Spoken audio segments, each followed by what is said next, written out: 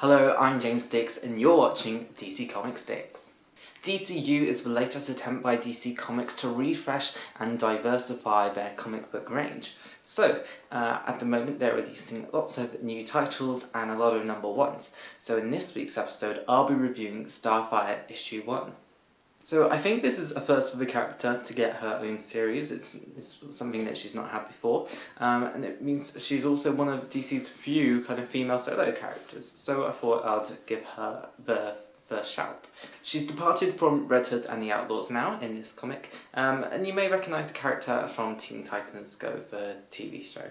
So let's start with the cover. Starfire looks quite young, quite fresh, and I think the idea is to kind of show her as that innocent, naive character, which not a lot of people get and understand.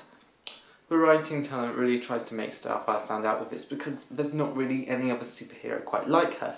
I think in the previews of DCU, she talks to Superman, another fellow alien who had to find his own way on the planet. So onto the content inside. A lot has to say for having a comic book where the only fight scenes happen in a flashback or within some regular people who have a few too many beers at a place.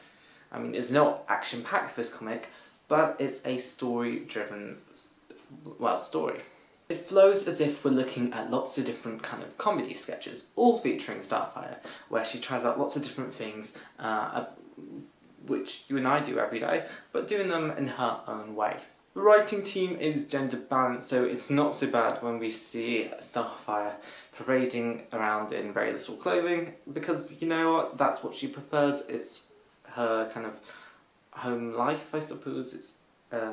It's for her, a bikini or nothing is what she likes, and I think it's kind of making that point where women should be able to decide how they feel comfortable and what they want to wear. So yeah, I guess for a lot of people Starfire might turn into a bit of a role model, and hopefully it's not just kind of there to be gratuitous. For a comic book which has a highlight of Starfire saving a parrot, it's actually quite good. There's a setup of a story to continue thanks to the storm and the bad weather, and she's now got her own place in this new town. So yeah, it's a bit of a welcome issue for both Starfire and for the reader to just get to know what Starfire's all about. It's clever, funny and very well coloured, so I think I can quite happily justify giving this a 70 out of 100. You should probably pick it up and enjoy it yourself. You know, there's lots of very clever little humour in here, which does really make the difference. Tune in next time for more reviews of your favourite comics, and yeah, we'll be hopefully looking at some of the more diverse ranges of comic books by DC.